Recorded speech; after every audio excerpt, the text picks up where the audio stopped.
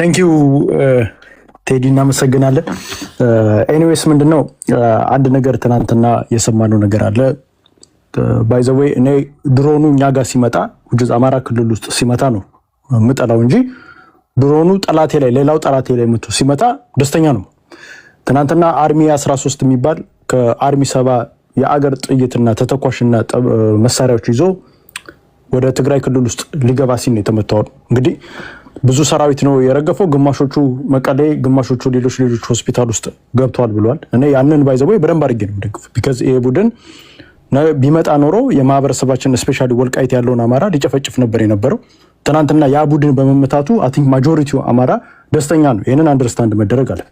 ሌላ ሁለተኛ ይሄ ጽምዶ የሚባል ነገር ነው። እንግዲህ ሁሌ ቴዲ አንተ ቤት ስንገባ ይሄንን ጽምዶ የሚባል ቡድን በደንብ አድርገን ነው የምንተቸው ቢካዝ ለአማራ ይጠቅማል ብለን ስለማናስብ ካያሁን ለምሳሌ ጥምረቶቹ ማን ናቸው በደንብ ነው እዚህ ላይ መታየት ያለበት። ባይ ዘ ወይ ቅድም ስትሉት የነበረው ከአማራ ውጪ ሌሎቹ የሚስማሙ ናቸው ባይዘው እንጂ አሁን ለምሳሌ ስኮርፒዮ ከቲፒኤልኤፍ ይጠራል እንጂ ከቲፒኤልኤፍ ሐሳብ ጋር ይስማማል። ባይዘው ቲፒኤልኤፍ ምንድነው ዓላማው? ኢትዮጵያን ማፍረስ ነው ዓላማው አይደል? ኢትዮጵያን ባልካናይዝ አድርጎ የራሱን ሀገር መፍጠር ነው የሚፈልገው። ስኮርፒዮም ኢትዮጵያ እንድትፈርስለት ነው የሚፈልገው። ስለዚህ the end of the day ስኮርፒዮ እና የቲፒኤልኤፍ ፋይል ስኮርፒዮ የኦኤልኤ ደጋፊ ነው። ኦኤልኤ እና ቲፒኤልኤፍ አንድ ነው አቋማቸው ባይዘው። እዚህ ውስጥ የተለየ አቋም ያለው ይሄ አሁን 8 ነው 7 አንደኛው ባይዘው ኦብነግ የሚባለው ይሄ ሶማሌ ክልል ያለው እሱ ጭራሽ ወታደርም የለውም ባይዘው። ግለሰቦች ናቸው 5 ግለሰቦች ናቸው ወታደር የለውም እስከ ጭራሹ ባይዘው። ሌሎቹ ተዋክተው ነው እሱ ስልጣን ሊይዝ እየፈለገ ያለው።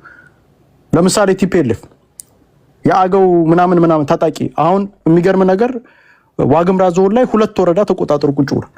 ቅማንት ኮሚቴ በመተማ በኩል ከሱዳን ሰራዊት ጋር እየታገለ ተቀምጦ ጊዜ እየጠበቀ ነው ያለው። የትግራይ ኃይል፣ ጉምዝ ኃይል፣ ኦኤልኤ እነዚህ አንድ ግሩፕ ናቸው። አላማቸው ጥያቄያቸውም ከአብይ አህመድ ጋር የሚጣሉት አብይ አህመድ ገፍቶኛል ምናምን አይደለም ጥያቄያቸው። ለአማራ መሬት ሰጥታል ያንን መሬት አምጣ ነው እያሉ ያሉት። አሁን ለምሳሌ ቲፒኤልኤፍ ምንድነው አላማ? ወልቃይትና ራያን በትግራይ ክልል ውስጥ አርግልን ካለበለዚያ ግን ከነሱ ጋር ካንተ ጋር ጦርነት ከፍታለሁ ነው እያለ ያለው። ጉምዝ ምንድነው ጥያቄው? ገሚሱን አሁን ጎጃም መተከልን ወስዶ ወደ ሱዳን ውስጥ ይጠቃልልኝ ነው ጥያቄው። ይሄ ነው ጥያቄያቸው። ቅማንት ምንድነው ጥያቄው? የራሴን ክልል ከአማራ የሚባል ክልል ውስጥ ወጥቼ የራሴን ክልል ልክፈት ነው። ሁሉም እንዳለ ጥያቄያቸው አንድ ነው። ጥያቄያቸው ኤክሰፕት ኦኤንኤልኤፍ የሚባለው በስተቀር ሁሉም እንዳለ አማራ በድሎኛል። አማራ ኦኤልኤ ራሱ ምንድነው ጥያቄው? ፊንፊኔ ከኛ ይላል፣ ወሎ የኦሮሞ ነው ይላል። ጥያቄው ከአማራ ጋር ነው። ከሌሎች ማህበረሰቦች ኦፍ ኮርስ ከሲዳማ ጋር ምናምንም ሊሆን ይችላል። ማጆሪቲው ጥያቄ ግን ከአማራ ማህበረ ነፍጠኛ ነው ጨቁኖኛል ይላል። ስለዚህ የጭቆና ራሱ ስታመጣ ራሱ እነዚህ ቡድኖች አንድ የሚያደርጋቸው አማራ ጨቁኖናል ብለው ያስባሉ። ስለዚህ እኔ አሁን እዚህ ቡድን ውስጥ አማራ ቢገባ ምንድነው የሚያመጣው ለውጥ? በቮቲንግ ሲስተም ከሆነ ይሄውላ ፓርቲ 9 ፓርቲ ከሆነ ሁሉም ካንተ አጌንስት ከሆኑ መጨረሻ ላይ በቮቲንግ ሲስተም ራሱ ከጨዋታ ውጭ ወጥቷል። በጦርነትም ስትመጣ ዋንስ 4 ኪሎ ስንገባ መሬቴን እንዳለ ነው የሚወስዱት መጨረሻ።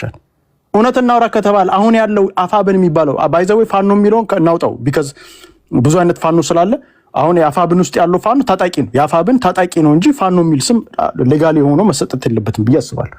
አሁን ይሄ ቡድን ለሴ ፎር ኤግዛምፕል ሙሉ በሙሉ 4 ኪሎ ገባን ነው አነስት እናውራ ከተባለ 4 ኪሎ መግባት ኢትዮጵያ ማስተዳደር 4 ኪሎ ስለገባን ኢትዮጵያ ማስተዳደር እንችላለን ነው ጥያቄ። ይሄንን ሪያሊቲው መጋፈጥ እዛ ውስጥ ኢቭን አፋብን ውስጥ ያሉ ሰዎች አቅም ያላቸው ሰዎች ይዘናሉ ነው ከፊት ለፊት ያለ። ይሄንን በደንብ አንደርስታንድ። ሌላው እዛ ውስጥ ሲገቡ ጁኒየር ፓርትነር ሆኖ እንደሚመጡ አውቃለሁ ከቲፒኤልኤፍ በታች። እኔ አሁን ለምሳሌ ከኤርትራ ጋር አንድነት እንደውም እዚህ ቤት እንደውም እኔም አኪላም ሌሎችም የአንድ አማራ ልጆች መተን ከኤርትራ ጋር አንድ መፈጠር አለበት ምናምን ብለን እንደውም ጥሩ ፕሮፓጋንዳ ስንሰራ ነበር። ደሞመንት ግን ህዋት የምትባል ነገር ስንቅር ስትል ግን አሮማሪክን ልጃችን እናጥተን። ስለዚህ ለኔ አሁን በዚህ ሳይም ላይ ባይዘው እንደመጨረሻ ታይም ስለሌለኝ እቺን ብዬ ልጨርስ። ብልጽግና እኔ ኢትዮጵያን መምራት ይችላል ብዬ ከዚህ በኋላ አላስብም። ኢትዮጵያን ለመምራት በትንሹ 3 ሚሊዮን ወታደር ያስፈልጋል። አሁን በፌደራል ፖሊስ አሁን ለምሳሌ ድሮ በፌደራል ፖሊስ ምናምን በሚሊሻ ኢትዮጵያን ልታስተዳድር ትችላለህ፣ መከላከያውን ጥግ ዳርዳር አድርግ። አሁን ባለበት ግን እነዚህ ፌደራል ፖሊሶችና ሚሊሻዎች ሚሊሻው አሁን ያለው ሚሊሻውና ፌደራል ፖሊስ ከፋኖ ወይንም ከኦነግ ወይንም ከተለያዩ ታጣቂዎች በታች ነው አቅማቸው። ይሄንን አንደርስታንድ ማድረግ አለበት። ስለዚህ ኢትዮጵያን ሴቭ ለማድረግ ከፈለግ በትንሹ 3 ሚሊዮን ወታደር ያስፈልጋል እንጂ በ500 ሺህ 600 ሺህ ወታደር ኢትዮጵያን ሙሉ በሙሉ ሴፍ አደርጋለሁ ብሎ የሚሄድ መንግስት እኔ አቅም አለው ብዬ አላስብም። ብልጽግና ለዚህ አቅም የለውም፣ ደንታም የለውም። ባይዘው ሰው ተጨፈጨፈ። እንደ መጨረሻ ኢትዮጵያን አንድ 30 ሰከንዶች እቺን ፖይንት ልጨርስ። እቺን ፖይንት ከዚህ በኋላ ስለማላወራ ነው እኔ መውጣት ስላለብኝ 30 ሰከንድ ለሌላው እድል እሰጣለሁ። ኢትዮጵያን አንድ ለማድረግ ከተፈለገ ኤርትራ ጋር የሚደረግ ውጊያ ሚኒንግለስ ነው ብዬ ቅድም አኪላ በስነ ስርዓት ኢትዮጵያን አንድ ለማድረግ ከፈለገ እንደ ማህበረሰብ እነዚህን ታጣቂዎችን ተዋቸው፣ እንደ ማህበረሰብ አንድ የሚያደርገን ኦሮሞም፣ ትግሬውም፣ ሶማሌውም፣ ሲዳማውም፣ አማራውም ኤቭሪባዲ አንድ የሚያደርገን ነገር ምንድነው? የቲፒኤልኤፍ ጥላቻ። ስለዚህ ብልጽግና ከአማራ ጋር ምናምን በፋኖ ምናምን እያለ ከመናቆር ይልቅ ህወሓት ላይ በስነ ስርዓት ፕሮፓጋንዳ ቢሰራ እመነኝ ማጆሪቲው አማራም ይሁን ኦሮሞም ኤቭሪባዲ ኢትዮጵያ ውስጥ ያለው ማህበረሰብ በቲፒኤልኤፍ ጥላቻ ሁላችንም አንደርስታንድ ያደርጋል። ይሄ አንድ የሚያደርግ ነገር እና ቲፒኤልኤፍ ላይ ሞር ፕሮፓጋንዳ መሰራት አለበት። ጠላታችን እሱ ነው። አሁን የውጭም ኃይሎች ሰብስቦ ግብፅን አሁን የምትላቸው ቅድም የውጭ ኃይሎች ግብፅንም ኤርትራንም ሰብስቦ ይዞብን የመጣ ያለ ቡድን ነው። ይሄ ቡድን መቀጥቀጥ አለበት ብዬ አስባለሁ። ቴንኪዩ አሴተራኮ። እሺ አማራ ስትሮንግ አምስቷን ደቂቃ ተጠቀሟት በአግባቡ። እሺ ቴዲ ሰላም ብያለሁ ሁላችሁንም። እኔም ተመሳሳይ ነገር ነው የምለው። አሁን አፄ ዘርዓ ያዕቆብ ካለው ብዙ የራቀ ነገር አይደለም የምናገረው። አሁን ስማቸው የተጠቀሱ የተለያዩ አካላትን አንድ የሚያደርግ የጋራ ኢንተረስት ቢኖር የጋራ ጠላትን ቢለው ነው። የጋራ ጠላትነቱ ደግሞ ለዛውም የተለያየ ትርጉም የሚሰጠው ነው። ምክንያቱም ለቲፒኤልኤፍ የአብይ ጠላትነት ከአዲስ አበባ መገፋት፣ ከማዕከላዊ መንግስቱ መገፋት ነው። ሌላ ምንም የለውም። እንደገና ደግሞ ወልቃይትና ራያ ላይ የምንፈልገው ነገር አላደረገም ነው። የኦላም አብይ ላይ ያለው ጠላትነት እኛ ባመጣ ነው ብሔርተኝነት፣ እኛ ባነሳሳነው የቄሮ ትግል ድሮ ስንታገለው የነበረው የኦህዴድ አሽከር እኛን ገፎ ስልጣን ወሰደ ነው። ሌላ ምንም አይነት ትርጉም የለውም። የወንበር ግፊት ነው፣ የወንበር መገፋፋት ነው ያለው በሁለቱ በተለይ በሁለቱ መካከል ያለው። የኤርትራም ኢንትረስት ይታወቃል፣ የሱዳንም ኢንትረስት ይታወቃል፣ የሌሎችም ኢንትረስት ይታወቃል። ወደ አማራው ስንመጣ ግን ያለው ምንድነው? አብይ አህመድ ጠላት ነው ስንል ነሰር አብይ አህመድ እናንተ ስርዓቱ እንደ ስርዓት ራሱ መቀየር አለበት ነው። አጠቃላይ ስርዓታዊ ለውጥ ያስፈልጋል። ምክንያቱም በዚህ ስርዓት ውስጥ አማራ እንደ ህዝብ ዋጋ ከፍሏል።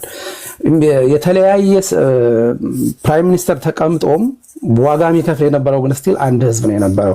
በቲፒኤልኤፍም ጊዜ በኃይለ ማርያም ደሳለኝም ጊዜ በአብይ አህመድም ጊዜ ዋጋ እየከፈለ ያለ ህዝብ የአማራ ህዝብ ነው። በዋነኛነት ይሄ ህዝብ ዋጋ እየከፈለ ያለው ደግሞ ስርዓቱ ገና ከስሪቱ ጀምሮ የዚህ ህዝብ ጉሮሮ ላይ ቆሞ የተገነባ ስርዓት ስለሆነ ነው። ስለዚህ ስርዓታዊ ለውጥ እንፈልጋለን። ይሄን ስትል ቀጥታ ከኦላና ከቲፒኤልኤፍ የትግል ፍልስፍና ጋር ይጋጫል ሰው። ስለዚህ ፋንዳሜንታል በሆነው በትግልህ መዳረሻና በትግልህ መነሻ ላይ ማትግባባ ከሆነ ምንም አይነት አሊያንስ ልትመሰረት አትችልም። ስለዚህ አይ ቲንክ እዚሁ ላይ የሚቀጭ መስለኛል ገና ከጀምሩ። ምናልባት በጣም ኦኬሽ ነገሮችን በጣም አጣበን እስቲ እንዲያው ተናበን እንዲያው የጋራ ነገር እናድርግ ተቻችለን ከተባለ ኦኬ። ግን ቲፒኤልኤፍ በራሱ መንገድ ከአብይ አህመድ ጋር ሊዋጋ ከብልጽግና ጋር ሊዋጋ ይችላል። ኦላ በራሱ መንገድ ከብልጽግና ጋር ሊዋጋ ይችላል። ሁሉም በየራሳቸው መንገድ ለሚፈልጉት ዓላማ ሊገፉ ይችላሉ። ያንን የምታደርግበትን ምናልባት ነው ፓራሌል የሆኑ ኦፕሬሽኖችን ሜክ ማድረግ እንደዛ ነገሮች ታርክ ይችላል። ይሄም ራሱ ያለ ምንም ኢንተለጀንስ ሸር ሳታደርግ ምንም አይነት የጆይንት ኮማንድ ሳይኖርህ እያንዳንዱ ሁሉም የየራሱን ሚስጥር ይዞ የየራሱን የውስጥ ጥንካሬ እየገነባ እዋጋዋለሁ የሚለውን ኃይል በራሱ መንገድ ይዋጋ። አይ ቲንክ እዛ ላይ እኔ ችግር የለብኝም። ነገር ግን አሊያንስን መስረት እንደዚህ አይነት ነገር የጋራ ኮማንድ መስረተን የጋራ ስልጠና ኖሮን የጋራ ቶታሊ የተለያየ ቪዥን ነው ያለን። ኢቨን ፎር ዘ ፊውቸር ኦፍ ኢትዮጵያ ምን አይነት ኢትዮጵያ ይኑር ብትለው ኦኤልኤፍ ሲመጣ ቅድም አፄ ዘርዓ ያዕቆብ እንዳለ ነው። በቃ አዲስ አበባን የኦሮሞ እናደርጋለን፣ ስሙን ወደ ፊንፊኔ እንቀይራለን፣ ወሎን እንትን እናደርጋለን ይላል። ቲፒኤልኤፍ ወልቃይትና ራያን ይዤ ሀገር ሆናለሁ ይላል። ስለዚህ you don't have any common እንደው ትንሽ እንኳን አቀራርበዋለሁ አጠጋጋዋለሁ እንኳን የምትለው የጋራ ቪዥን የለም። ስለዚህ ሁሉ ለሁሉም አሁን መሀል ላይ ቆሞ ያለው አሁን ያለው አገዛዝ ነው። ስለዚህ አሁን ያለውን አገዛዝ ሁሉም በየራሱ ሜዳ በየራሱ የትግል ስልት ይታገለው ኢንክሉዲንግ አገራችን ልትፈርስብን ትችላላችሁ ብላችሁ የምትሰጉ ሰዎች። ምክንያቱም ሀገር እየፈረሰ ያለው ሀገር እገዛለሁ በሚለው መሪ ነው። ሀገር ከውስጥ ወደ ውጭ እየፈረሰ ያለው አሁን በነገራችን ላይ ዜጎች በአደባባይ ተጨፍጭፈው ምንም አይነት አካውንታቢሊቲ የሌለበት ምንም ኮሽታ እንኳን የድምፅ ኮሽታ ማይሰማበትና ኦኤልኤፍ እና ሸኔ የኦርቶዶክስ ክርስቲያኖችን መተው አርሲ ላይ ጨፈጨፉ ብሎ በህዝብ ላይ የሚሳለቅ መሪ ነው ሀገር እያፈረሰ ያለው ጎበዝ።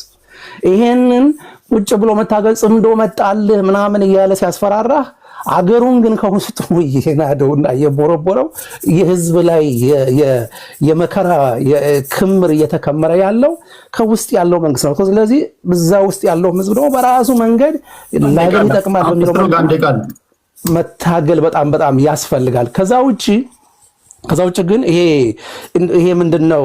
ይሄ አንዳንድ ጊዜ ቅድም አንተም ያልከው ነበር። ይሄ the enemy of my enemy is my friend ምናምን። ኦኬ the enemy of your enemy can be useful but not your friend ደግሞ የሚባል አርጉመንት አለ። የጠላትህን ጠላት ለአንተ በሚጠቅም መልኩ ልትጠቀም ትችላለህ but that doesn't make him your friend። አሁን እነዚህ ያሉ አሁን በጣም እንግዲህ አሁን ቅድም አፄ ዘርዓ ያዕቆብ ያለ እንደነበረው በፋኖ ውስጥ ጠቢብ የሆኑ አመራሮች አንዳንድ ወደፊት እንዲመጡ የሚያስፈልገንም ለምን መሰለ እንደዚህ አይነት በጣም ይሄ በጣም የተወሳሰበውን የፖለቲካ ገመዱን በደንብ አድርገው ፈትለው አውጥተው በቃ ትክክለኛው የትግል መስመራችን በዚህ መልኩ ነው መሄድ ያለበት እንዲሉ እሱ አይ ቲንክ ያው እንግዲህ በጊዜ ሂደት ትግሉም እየሞረደ ብዙ መሪዎችን ወደፊት እያመጣ መፍትሄ ይኖረዋል ብዬ አስባለሁ። አሊያንስን በተመለከተ ግን ያው ቅድም እንዳልኩት ነው መለሳለሁ ጊዜ ካለ ቴንክ ዩ አማራ ስትሮንግ አዲስ ታይምስ። ሰላም ቴዲ እንዴት ናችሁ? ሁላችሁንም ሰላም ብያለሁ። እኔ ጥምዶን ማየው እንዴት መሰለ፣ ጥምዶ በሁለት መንገድ ነው ማየው። ጥምዶ ውስጥ ያሉ ኃይሎች ከሌሎች ወንድሞቼ ጋራ ከና አማራ ስትሮንግ ጋራ የምጋራው አንድ ሐሳብ አለ። ምንድነው እሱም እንትን ማን ነው ቲፒኤልኤፍ ኦኤልኤፍ እና ፋኖ የጋራ አላማ ይዘው የሚንቀሳቀሱ ኃይሎች ብቻ ሳይሆኑ የጋራ ጠላትም ናቸው ማለት እርስ በርስ ጠላቶች ናቸው። እና ለምሳሌ እንደተገለጸው የኦሮሞ ሊበሬሽን ፍሮንት እሳቤው ኢትዮጵያን ይጠላል፣ አማራ ደግሞ ኦሮሞን ጨቁኗል ብሎ ያስባል። በጣም የተጋነነ አምቢሽን አለው፣ ፖለቲካል አምቢሽን አለው። ቲፒኤልኤፍም ትናንትና በጉልበት የያዘውን ራያን ወልቃይትን ነጥቆ ሀገር መሆን ይፈልጋል። አንድ ይሄ ተግዳሮቱ ነው ለጥምዶ ማለት ነው። ኢፒኤልኤፍ ወይንም የኤርትራ መንግስት ደግሞ ኢትዮጵያን እንደ ሀገር የማዳከም ስትራቴጂ ለመከተል ይሞክራል ብዬ አስባለሁ በዚህ ውስጥ እንጂ ኢትዮጵያ ጠንከራ ከወጣች ያው የኢትዮጵያና የኤርትራ ጥያቄ ነገም ከነጎዲያም የሚነሳ ነገር ነው። ማንም ቲፒኤልኤፍን ቢመጣ ትናንት አብረው ታግለው መጥተው ከነመለስ ጋር ጦርነት ውስጥ ገብተዋል። አማራውን ቢመጣ እነዚህ አንዳንድ ጥያቄዎች ሀገራዊ እንትኖች ምንድነው የሀገር ጥያቄዎች ወደ ኤርትራ መሰንዘራቸው አይቀርም። የሀገር ኢንትረስት ናሽናል ኢንትረስት የኢትዮጵያ ናሽናል ኢንትረስት የህዋ ጥያቄ የወደብ ጥያቄ ምናምን አለና ስለዚህ እነዚህ ነገሮች የትኛውም ኃይል ቢመጣ ፋኖም ቤተመንግስት ቢገባ ቲፒኤልኤፍም ቢገባ ሊነሳ ይችላል። ስለዚህ የነዚህ ኃይሎች ጥምረት ጊዜያዊ ጥምረት ነው። አንድ እዚህ ጋር ሁለተኛ ኮመን እንትን የላቸውም፣ አላማ የላቸውም። የተሳሰረ መጨረሻው አንድ የሆነ ፍላጎት ፖለቲካል ኢንትረስት የላቸውም እና ይሄ ትንሽ አስቸጋሪ አድርጓል። የጥምዶን ለኢትዮጵያ ምስቅልቅል ይዞ ሊመጣ ይችላል ብለ እዚህ ጋር እንደ ሴናሪዮ ስታስቀምጠው ይሄ አንዱ ድክመት ነው ብዬ አስባለሁ። ከዛ በተረፈ ግን አንዳንድ ሰዎች አብይን እየደገፉ ምናምን ጥምዶ ቢመጣ ሀገር ያፈርሳል። አብይ ሀገር እያፈረሰ አይደል? እኔ ያው ጥምዶ ቢመጣ ቲፒኤልኤፍ 4 ኪሎ ቢገባ 27 ዓመት ቲፒኤልኤፍ ካረገውና አብይ ከሚያደርገው ባነጻጽረው ቲፒኤልኤፍ ለኔ መልአክ ሊሆን ይችላል አሁን ባለው ሁኔታ ሆነስሊ አብይ አህመድ ኢትዮጵያን እያፈረሰ ባለበት ሁኔታ 27 የአብይ አህመድ 8 ዓመት እና የቲፒኤልኤፍን 27 ዓመት ብታወዳድረው ሰማይና ምድር ነው። honestly we better off በቲፒኤልኤፍ ጊዜ we are better off honestly ብዙ ነገሮችን አንስተን ማንሳት እንችላለን። የጸጥታውን ነገር ማንሳት እንችላለን። የልማቱን ጉዳይ ማንሳት እንደ ሀገርም ጭቆና ቢኖርም የአንድ ቡድን የቲፒኤልኤፍ በላይነት ቢኖርም እንደዚህ ግን ስር የሰደደ ከላይ እስከታች ከእያንዳንዱን መስሪያ ቤት በሙሉ ተቆጣጥሮ ኦህዴድ እንደሚያደርገው የኦሮሞ ብልጽግና እንደሚያደርገው ሰው ምድር ቅጥሉ ሁሉ የአንድ ቡድን የበላይነትን የሚመሰክርበትና የሚታይበት አልነበረም። የቲፒኤልኤፍ ጊዜ አለ ይታያል። ጭቆናው ነበረ፣ መሰረቱ ተጥሏል። ግን እንዳሁኑ አልነበረም። ያሁኑ እኮ የተለየ ነውና እንደዚህ አይነት ነገሮችን ማየት ያስፈልጋልና አንዳንድ ሰዎች ሀገር ልትፈርስ ነው ስትሉ እኔ ያስቀኛል። ሀገር በኔ እምነት ቴዲ ሀገር ፈርሳለች። 8 ዓመት ፈርሳለች። ያው ከተማ እየተለማ እየተሰራ ነው። ፈርሳለች ወደ መፍረስ ትችላለች እና ፈርሳለች ይለያያል ማለት ፈርሳለች። ሀገር የምትፈርሰው ማን ናቸው? ፕሮፌሰር ፈርሳለች ታዲያ ከማን ጋር ነው የምትዋጋው? ይኸውልህ ሀገር የሚፈርሰው በአንድ ጊዜ ኦቨርናይት ሀገር አይፈርስም። ፈርሳለች ካልከኝ እኮ በቃ አለቀ ሁሉም ነገር። ታዲያ ከማን ጋር ነው የምትታኮሰው? ኖ ፈርሳለች ስል ኮምፕሊትሊ ኢትዮጵያ የለችም አይደለም። የኔም እንደዛ እያልኩ አይደለም። እሺ ላስተካክለው ቴዲ፣ እሱን ላስተካክለው። እየፈረሰች ነው የሚለውን እሺ እንውሰድ። በቃ በእሳቤ በፖሊሲ ሀገር በመንግስት ብልጽግና መንግስት በሚከተለው ፖሊሲ በሚያራምደው የፖለቲካል ናሬቲቭ ትርክቶች በአጠቃላይ ተለያይተናል። በየቀኑ ህዝቦች የሚጨፈጨፉበታል። እሺ አንዴ ቀይ ልጠቀም። በየቀኑ የሃይማኖት ጥቃት አሁን አርሲ ውስጥ ስንት ጊዜ ይሰማል? በዚህ 8 ዓመት ውስጥ አርሲ እና የተለያዩ ቦታዎች ክርስቲያኖች መኖር አልቻሉም። ለምንድን ነው? እነዚህ ሙስሊም ስለሚያጠፋቸው እኮ አይደለም እኮ የሚጠብቃቸው የሀገር ባለቤት ስላልሆንን ነው። ክርስቲያኖች በጠላትነት ስለምንታይ ሊያጠቃ የሚመጣ ኃይል ካለ አሁን ጽንፈኛ ሙስሊም ሊኖር ይችላል አሉም በደንብ ጽንፈኛ ሙስሊሞችን ግን ማስታገስ የሚችል ሀገሩን ሰላም ማድረግ የሚችል ግን መሪያ የለንም፣ ስርዓት የለንም፣ መንግስት የለንም። ስለዚህ ነው እዚህ ውስጥ የምንገባውና ጽንፈኛ የኦሮሞ ብሔርተኞች ከተማ አቃጥለዋል እኮ ቡራዩ ላይ ብዙ ነገር አድርገዋል እኮ ወጣቶችና ይሄንን የሚያስታግስና ይሄንን የሚመራ መሪ የለንም። ስለዚህ ሀገር በተግባር እየፈረሰች ነው። ግን እነሱ ደግሞ ቁጭ ብለው የተወሰነውን ነገር በራሳቸው መንገድ እየሰሩ ነው። ይሄን ነው ምረጥ ሄዲ። እሺ ካለን ጊዜ አንፃር እኔም አንድ ጉዳይ ስላለኝ በጣም ከከባድ ይቅርታ ከአንዳንድ ዙር እድል ሰጣችኋለሁ። ያን ሳላደርግ በዚህ ማሰናበት ፌር አይደለም። እኔ ስናገር ስላደመጣችሁኝ እናንተም አንዳንድ ዙር እድል ስጣችሁና ነገ በተመሳሳይ ሰዓትና ቦታ እንገናኛለን። ወደ አርበኛው ልጅ እመጣለሁ። የአርበኛው ልጅ 5 ደቂቃ አለ። እኔ አንዳንድ ጊዜ ከኋላ ያለውን ፎርግራውንዱን ከማየት ባክግራውንዱን አይተን ብንጀምር የተሻለ ይመስለኛል። ቢኮዝ የመነሻ ንግግር የጠቀስከው የፊልድ ማርሻል ብርሃኑ ጁላ ንግግር የግብፅ የፈርዖን ፈረስ ለመሆን የተዘጋጁ ቀይ ባህር ሰጥሞ የቀረው ማለት ነው ፈረስ ለመሆን የተዘጋጁ ብዙ አካላት እንዳሉ በግልጽ ተናግረዋል በንግግራቸው የፈርዖን ብለው ማለት ነው። እና አንዳንድ ጊዜ ሊያወሩ የፈለጉትና የሆነ ያለው ነገሮች አንዳንድ ፖለቲሻኖች የሚሄድ አይደለም አይጎርስም ነው የሚባለው መሰለኝ የሚጎርስ ነገር አይደለም እዚህ ጋር እያወራን ያለ ነው። ለምሳሌ የፖለቲካል ሪያሊዝም የሚባለው ውስጥ ሎርድ ፓልምስተር የሚባል የእንግሊዝ ፖለቲካል እንትን የነበረ ሰው ፊገር የነበረ ሰው ስለ ናሽናል ኢንተረስት በሚያወራበት ጊዜ ነው ቅድም የተናገርካትን ኮት ለማድረግ የፈለካትን ማን እንዳለው አላቅም ስላል ኢቭን የተባለበት ምንጭ ራሱ ለሌላ ነገር የተባለ መሆኑን ሳይንስ ላይ ፖለቲካል ቲዮሪ ስትማር ታገኘዋለህ። ስፔሲፊካሊ የተባለው እንደዚህ ነው። In politics there are no long or permanent friends and there are no permanent enemies, only permanent interest. እነዚህ ኢንተረስት የሚለውን ያዝልኝ። ኢንተረስት ነው ዋናው ኢንተረስት ነው። ይሄንን ፎር ፎሪን ፖሊሲ ነው አብዛኛውን ጊዜ ሰዎች የሚጠቀሙት እንጂ ለኢንተርናል ፖለቲክስ ቲዮሪውም መነሻው መዳረሻው ለኢንተርናል ፖለቲክስ እና ኢንተርናል አርጊውመንትም ይሁን ኮንፍሊክትም ቤዝ ያደርግ አይደለም። ነገር ግን ፎሪን ፖሊሲዎቻቸው በኢትዮጵያ መሳቀል ውስጥ የገቡ አካላት ሲናገሩ ስለሚሰሙ ካለቆቻቸው የሰሙትን ንግግር አመጣው ሲናገሩ ትሰማለህ።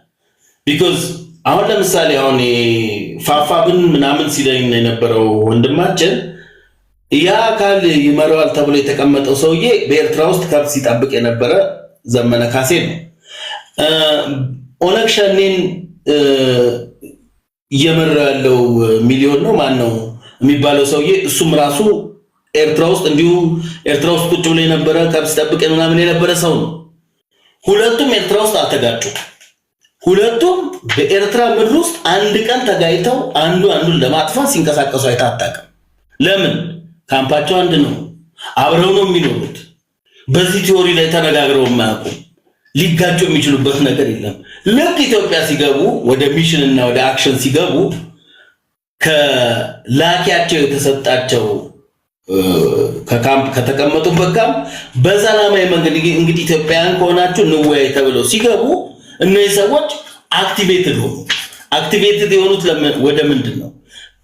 አንደኛው ግደል የተባለውን እንዲገደል ኮንፍሊክቱን ደግሞ ያንኛው አንደኛው እንዲጠቀምበት ማድረግ ውስጥ ተገባ ማለት ነው። ይሄን አይነት ኮምፒቲሽን በናሽናል ኢንተረስት አንፃር በአገራዊ ጥቅሞች አንፃር የተነገረን ቲዮሪ አምጥተው በ19ኛው 18ኛው ክፍለ ዘመን የተነገረን ቲዮሪ አምጥተው እዚህ አይነት የፖለቲካል እንትን ውስጥ የሚቀጥሉ አካዳሚካልም የሉም as we all know።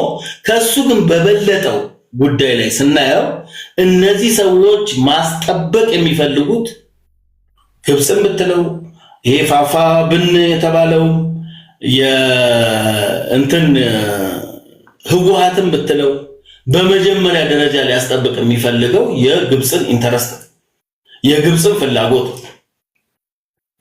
ፍላጎት ለማስጠበቅ የሄደበትም ሂደት ሩቅና የምናየው ነው ማለት ነው። ይሄ ነገርም በሱዳን ፖለቲካ ውስጥም ያለ የግብጽን ኢንተረስት እና ኢንቮልቭመንትንም አብረ ስታስተያየው የሚገባ ነው የሚሆነው። ሚንዋይል 4 ኪሎ መግባት ስለሚባለው ጉዳይ ብዙ ጊዜ አንድ ቀን አጠራና አድርገውና 4 ኪሎ መግባት የሚባለው ጉዳይ ላይ ህወሓት እኮ ደብረ ብርሃን ደርሶ አዲስ አበባ እንዳትገቡ ብሎ መግለጫ ካወጡት መካከል አብሮት ዋሽንግተን ውስጥ ሲፈራረም የነበረው ኦነግ ነው። እንዳገቡ እያለ መግለጫ ሲያወጣ የነበረው ለምን? የህዝቡ ህወሓትን አለመፈለግ በግልጽ የሚታይ ስለሆነ። ይሄ ጥምረት እነዚህ የሚታዩት ኢንዶሚን የሆኑ ጥምረቶች በ3 ደቂቃ እንደመረሳቸው ልክ አሁን ኤርትራ ድንበር ላይ ሊጓጓዝ የነበረ ነገር ሲመታ ልክ 1001% ኢትዮጵያ ፖርት ይኖራታል ሲባል በሮ እንደሄደው 1 ሰዓት አልሞላው ኢሳያስ አፈወርቂ በአሁኑ ሰዓት ግብጽ ነው ያለው።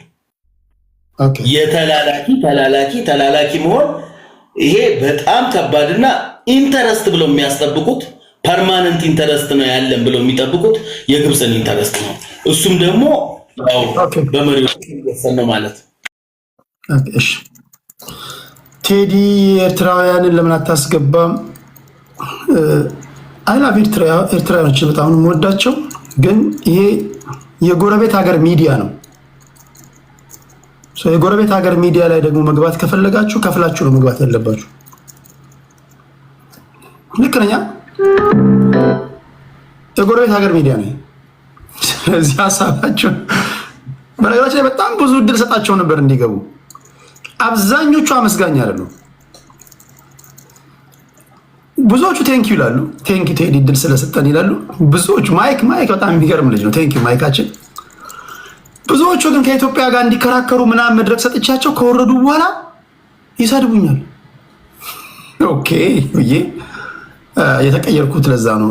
አይ አንደርስታንድ። ብዙዎቻችሁ አላችሁ፣ ጥቂት 2 አላችሁ።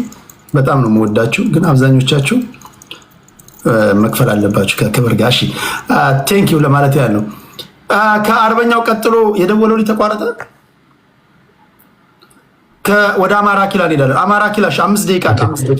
ኦኬ ቴንክ ዩ። ባይ ዘ ዌይ የብልጽግና ደጋፊዎች ፖለቲካ ሲተነትኑ የሆነ ቦታ ይነሱና የሚደርሱበትን እንኳን ማወቅ አይቻልም። እና እኔ ባይ ዘ ዌይ እንደ ፓርቲ ከረንትሊ እንደ ብልጽግና ሞኝ የሰበሰበ ኃይል የለም። ቶታሊ አተርሊ ሚዲዮክሪቲ ያለበት ፓርቲ ነውና ወይ ብትተውት ፖለቲካውንና ወይ በስድብ ወይ አይ ዶንት ኖ ከታች በሌላ በኮሜንት ቢሳተፉ መልካም ይመስለኛል። በጣም ካቅም በታች ናቸው ብልጽግና ሰዎች። ወደ ፖለቲካው ስንመለስ ባይዘው ፋኖም ሌላውም የተለያየ ሀሳብና ህልም ስላሉ አይደለም ውጤት ማምጣት ማይችሉ። የአፍሪካ ፖለቲካ ይሰላው ናራቲቭስ አንድ ናራቲቭ ወይም አንድ ትርክት ሰክሰስፉሊ መሰራት ከተቻለ አለቀ። ትናንት ገዳይ ያልከው ዛሬ ወዳጄ ወይ መልአክ ነው ልትል ትችላለህ። የአፍሪካ ፖለቲካ ትርክት ቤዝድ ነው፣ ናራቲቭ ቤዝድ እንጂ ፋክት ቤዝድ አይደለም፣ ኢንተረስት ቤዝድ አይደለም፣ ሌላም ነገር አይደለም። ስለዚህ ይሄ ሰሜናዊ ምናምን የሚለው ቡድን ዝም ብለህ አሁን እንደ ስጋት አናየውም። ቢኮዝ ፋኖም ኦነግም ህዋትም የተለያየ ሳቢ ስላላቸው አይደርሱም ነው። አዲስ አበባ ከደረሱ ደረሱ ነው፣ አለቀ። አሁን ብዙ ሰው አዲስ አበባ ከደረሱ በኋላ እንዲህ ሊሆን ይችላል እንደዛ ሊሆን ይችላል። በቃ ከደረሱ ከዛ በኋላማ ያው እንግዲህ እንደ ሱዳን ድጋሚ ወጥተው ይጋጠማሉ።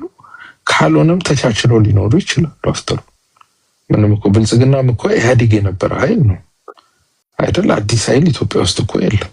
አይ ቲንክ አዲስ ኃይል የመጣው ፋኖ ነው። ከዛ ውጭ ያለው ኃይል በሙሉ ምናቀው ኃይል አብሮ ሲሰራ፣ ሲደራደር፣ ሲጣላ፣ ሲታረቅ የነበረ ኃይል ነው። ኦነግም ቢሆን እኮ በ1983 ከ1989 አካባቢ እኮ በኢትዮጵያ አቆጣጠር ከኢህአዴግ ጋር ተስማምቶ እኮ ፓርላማ ቦታ ይዞ ስልጣኑን በር ይዞ እኮ ሲሰራ የነበረ ነው። ተጣላ፣ ከዛ ታረቀ እያለ ነው። አብዛኞቹ ምናየው የ60ው ትውልድ ፖለቲከኞች ናቸው። ሁሉም በጋራ የሚሰሩበት የመስመር ልዩነት የላቸውም። ጸባቸው በጣም ተራ የሚባል የስልጣን የምን ነው። ይሄ ደግሞ ማኔጀብል ነው። ብዙ ሰው አንደርስታንድ ያላረገው ትልቁ ኃይል ሜጀር ኃይል ኤሪትሪያ ነው፣ ኖት ህዋት ምናምን። ህዋት ደግሞ በር ከፋች ነው። ብልጽግና ከኤርትራ ጋር ከገጠመ ጎይንግ ኢንቱ ሜጀር ዋር ማለት ነው። ይሸነፋል ብልጽግና። አሁን ብዙ ሰው እዚህ መጥተው ይደሰኩሩ አሉ የብልጽግና ሰዎች። ብልጽግና ከኤርትራ ጋር ውጊያ ጀመረ ማለት ህዋት አገዘችው ማለት አማራ ክልል መጠነኛ ፋብኖች በጠበጡት ማለት 100% ይሸነፋል። በውጊያ ግን የሚገናኝ አይደለም። እናቀው ነው የኛ ሰራዊት የአየር ኃይል ነው። ሌላው ሲምፕሊ ኢራን ትጠቀመዋለች ምንላቸውን $30,000 የሚወጡ ካመካዚ ድሮኖችን ኤርትራ $10 ሚሊዮን ብታወጣ እኮ አንድ 500 ፍሬ መግዛት ትችላለች። it is devastating damage ነው ኢትዮጵያ ላይ ሊፈጥር የሚችለው። ብልጽግና ያንን መቋቋም አይችልም። በስንት ግንባር ነው ብልጽግና ሊወጉት የሚችሉት?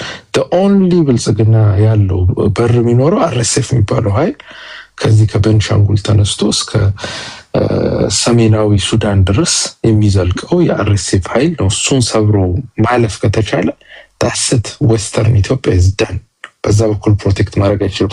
ኦነግ ባይዘው እንደ ሜጀር ኃይል አለ። የኦነግ ትልቁ አቅሙ ወለጋ በኩል የኤርትራ ኃይል ዘልቆ ሲገባ በር መክፈት ብቻ። ስለዚህ ይሄ አሁን ብዙ ተናንቆ ምናምን አሁን ቅድም ብልጽግናው ምኑ ያናንቋል። it's not like that. ብልጽግና ስዊፍት የሆነ አክሽን ካልወሰደ ለምሳሌ 4 ኪሎ ላይ 2-3 ሀገሮች ግብጽ፣ ኤሪትሪያ እና ሱዳን ከኢትዮጵያ ውጭ ያሉ ሀገሮች ናቸው። ኢንተረስታቸውን ያሳካሉ ኢትዮጵያ መሀል አዲስ አበባ መጥተው። የተቀሩ ኃይሎች ደግሞ አዲስ አበባ ላይ ስልጣን ይዘው ሊቆዩ ይችላሉ። ኤሪትሪያ ኢንተረስቷን እያሳካች ኢትዮጵያን ከላይ ሆና እየጋለበች ኢኮኖሚካሊ ኢንቲግሬት አረጋለሁ ብላ እንደ ላምጡት እየጠባች ልትኖር ትችላለች። it could be anything because እነዚህ ሜጀር ፖለቲካል አክተርስ ናቸው። we are talking about ኢሳያስ አፈወርቂ፣ we are talking about አልቡርሃን። እነዚህ ሜጀር ሰዎች ናቸው በግለሰብም ደረጃ በቡድንም ደረጃ ማለት ነው። ስለዚህ ትርክቱ ሰክሰስፉል አልሆነም። የጽንዶ ትርክት የክርስቲያን ሙቭመንት ይመስላል፣ የሰሜናዊ ሙቭመንት ይመስላል፣ የአጋዚያን ሙቭመንት ይመስላል። ይሄ ሰክሰስፉሊ ህዝብ ላይ ማስረጽ አልተቻለም፣ ብዙ አማራ ስለተቃወሙ። ነገር ግን ብልጽግና እንደተለመደው ዝም ብሎ ጊዜ በገዝቼ ጊዜ ራሱ ይበታተናቸዋል ብሎ ካሰበ ጊዜ የሚበታተነው ብልጽግና ነው የሚለው ማለት ነው። the only place survive ሊያደርግ የሚችለው ከዛ በኋላ ኦነግም 4 ኪሎ ይመጣ ኢትዮጵያ ህዝብ ሰጥ ለበጥ ብሎ ሊገዛ ይችላል። አዲስ አበባ ከደረስ በኋላ የኢትዮጵያ ህዝብ በትግረኛ ሀዳ እያለ ከመጨፈር አሁን በኦሮምኛ አዲስ አበባ ሚል ይጨፍራል። ኦነግም ቢመጣ በወለጋ ኦሮምኛ ሊጨፍር ይችላል። ኢሳያስም ቢመጣ ይጨፍራል። ሱዳንም ቢመጣ ይጨፍራል። የታወቀ ነው። ይሄ መሀከል ያለው ኢትዮጵያ ባህሪው ያ ነው። የመጣውን ይቀበላል። ስለዚህ አዲስ አበባ ከተደረሰ በኋላ እንዲሆናል የሚለው ብዙ ውሃ የሚያነሳ አይደለም። ነገር ግን ሰርቫይቭ ለማድረግ ቢኮዝ ጉዳቱ ለሁሉም ስለሆነ የውጭ ሀገራት የሚፈልጉትን ኢንተረስት ስለሚያሳኩ ቲፒኤልኤፍ ላይ ጠበቅ ያለ አቋም ይዞ ከታገለ ቢያንስ የውጭውን ኢንተረስት አቨርት ማድረግ ይቻላል። ታንኪዩ። ኦኬ አሁን እኔ ከዚህ ወደ ስኮርፒዮን ከሜዲ በፊት ከዚህ እኔ የሚመስለኝ በነገራችን ላይ የኔ ሀሳብ የግሌ ነው። ልክ ሁሉንም እንደማደምጠው አንዳንዶቻችሁ የኔን ሀሳብ ፋይናል ዲሲሽን አድርጋችሁ ብትወስዷላችሁ እንደ አንድ ማህበረሰብ ውስጥ እንዳለ እንደ አንድ ተራ ሰው እኔ የግሌን ሀሳብ ነው እንደ አንድ ኢትዮጵያ የሚሰጠው የመሰለኝ ይላችሁ። ከዚህ ጽምዶ ከሚባል ውስጥ እኔ የሚመስለኝ ለሎካሉ ማለት ኤርትራን ጨምሮ ኢትዮጵያ ውስጥ ላሉ ታጣቂዎች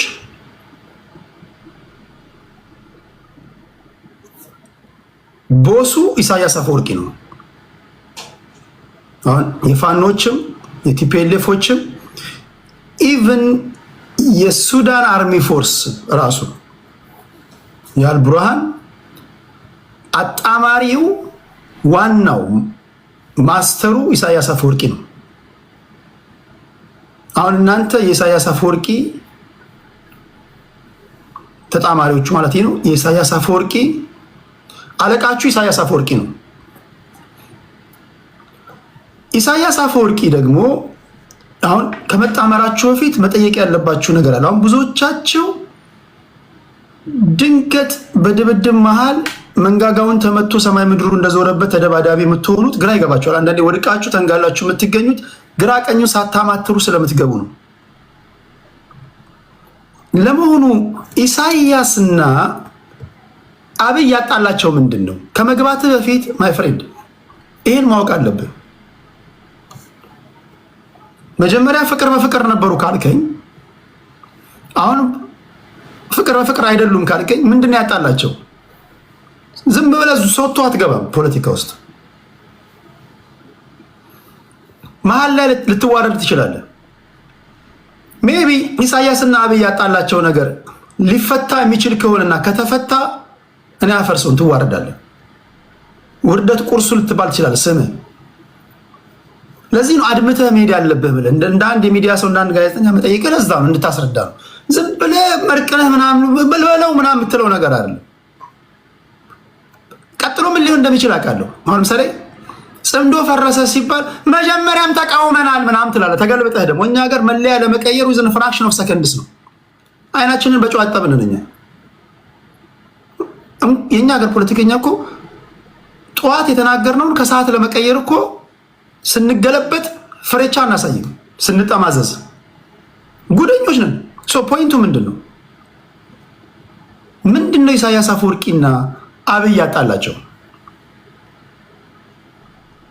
ኦኬ ኢሳያስ አፈወርቂና አብይ ኦኬ ነው ዋት በመሀላችን ያለው ልዩነት እንፍታው ቢሉሳ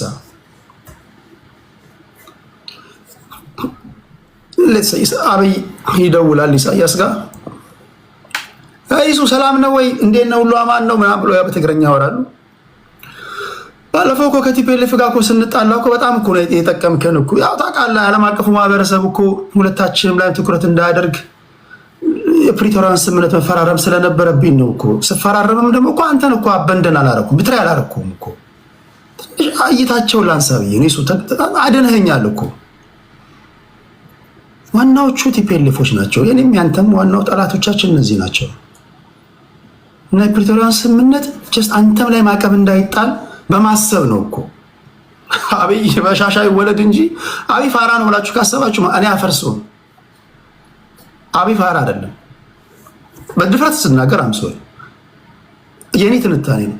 ከአብዛኞቻችሁ ፖለቲከኞች በጣም የቀደመ ሰው ነው። ፊውቸሩን የሚተነት ብዙ ጊዜ እንደዛ ነው። እኔን እንደንተናቱ የኔ እንደ አንድ ግለሰብ ነው የምናገረው። በአንድ ጀንበር ከኢሳያስ አፈወርቂ ጋር ይነዋት እኔ እናንተን ያቀያየመን የፕሪቶሪያ ስምምነት ነው አይደል? እሱን እኮ በቃ ቀድጄዋለሁ። በቃ ወደ ስራችን እንመለስ፣ ወደ ቢዝነሳችን እንመለስ። ያየነው ግን ቲፒኤልኤፍ እኮ ጥርስ እያወጣ ነው። ከፋኖም በኩል ደግሞ የሹሉን ካርታ እየያዙ ነው። እነ ማይኮ እያሳሳቷቸው ነው ምናምን። እዚህ ጋር እነ ማይክ ተኪ ምናምን እነሱ እያናደዷቸው ነው። በተለይ ድጋሚ ኤርትራን በጉልበት የመያዝ እንትን አላቸው መሰለኝ ምናምን ከተባባሉ ኦኬ ሊባባሉና ልዩነቶቻቸውን ካጠበቡ ዋና ጣማራችሁ ሲተዋችሁ ሁለታችሁ መቆም አትችሉም። ልክ ነው እኮ።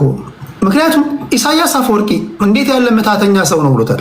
ኢሳያስ አፈወርቂን በነገር ላይ አሳምነ ወታደር ልኮልህ ያንተን ድብድብ እንዲደባደብልህ ለማድረግ ምን ያህል አፈጮልህ ብትሆን፣ አንዳንድ ጊዜ የራስህን ድብድብ ሰው እንዲደባደብልህ ለማድረግ እኮ ከባድ እኮ ነው በጣም።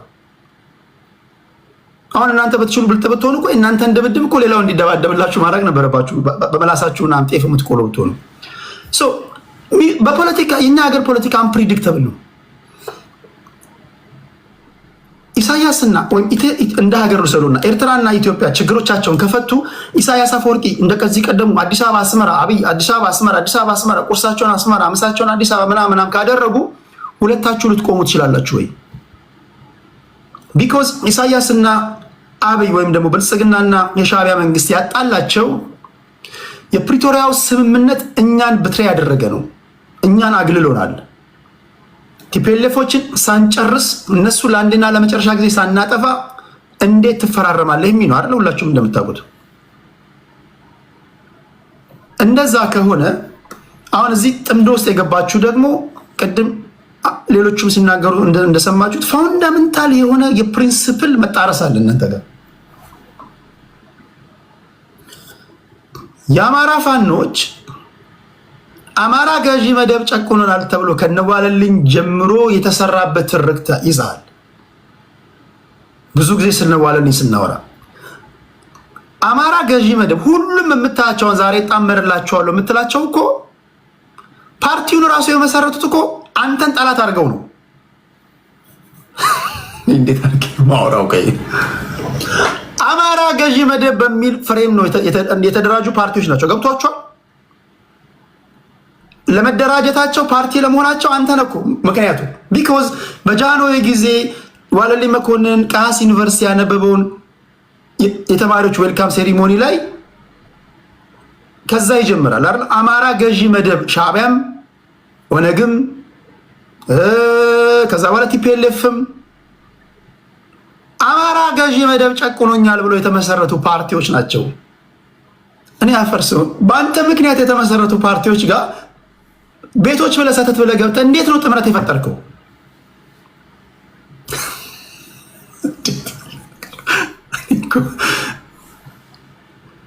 ይሄን እንዴት ነው የምታስታርቀው ነው ጥያቄ። ውሸቴን ነው። ይሄን እንዴት ነው የምታስታርቀው? ጠላታቸው አንተ ነህ። ያን መጋመድም መጣመርም የራስህ ጉዳይ። መጋመድ ትችላለህ። እኔ አላይመንቴ ከሀገሬ ጋር ነው። ግን እንደ አንድ ሀገር ዜጋ ጥያቄ ማነሳለን።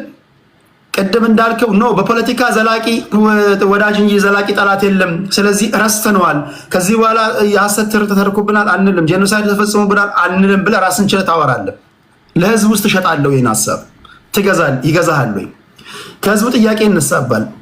ማን ቤት ነህ አንተ? ማን ቤት ነህ አንተ? ለምን እስከ 7 ድረስ 7 ትውልድህ አማራ አትሆንም? ለኔ ካልክ አንድ አማራ ነህ። እንደ አንድ አማራ አንድ ቮት ነው ያለው እኮ አንድ ንግግር። አማራ ህዝብ 40 ሚሊዮን 50 ሚሊዮን ነው። 40 50 ሚሊዮኑም የራሱ ትንታኔ ያለው። አንተ አንድ መተህ ይነዋት እስከ ዛሬ የነገርናችሁን በሙሉ ውሸት ነው ስትላቸው ማን አንተ ይለዋል። እና ትንሽ በጣም የፋውንዳሜንታል ፕሪንሲፕል መጣረስ አለና እንዴት ነው የምታስታርቁት ነው። ይሄንም ማነሳው እንዳልኳችሁ ይሄንን ሳታስታርቁ ወይም ይሄን አሳማኝ በሆነ ሁኔታ ሳታስረዱ በዚሁ ልዩነት ወደፊት ከመጣ ይሄን ጥያቄ ማንሳታችሁ ስለማይቀር ነው። አድመተህ እንድታልፍ ነው እንጂ ራስህ ጉዳይ መጣመር ትችላለህ። ያዋጣኛል ካልክ የፈለግከው ማለት ትችላለህ። እኔ እንዳንድ ምንም ላደርግ አልችልም። እኔ ልቀየርብህ የምችለው አውሬ ልሆንብህ የምችለው በሀገሬ ጉዳይ ከመጣ ነው። አገሬን የሚያፈርስ ነገር ከሆነ አይ ዶንት ኬር።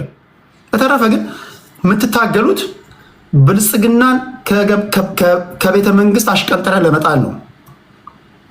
አሽቀንጥረህ ከጣልክ በኋላ ግን እንደማትደባደብ እርስ በርስ እዛው ቤተ መንግስት ገብተህ እዛ አዲስ አበባ ገብተህ እንደማትታኮስ ምንድነው ማረጋገጫው የሚለው ነውና በዚህ አውድ ነው እያወራን ያለ ነው። ሌሎቻችሁም እድል ሰጣችኋለሁ።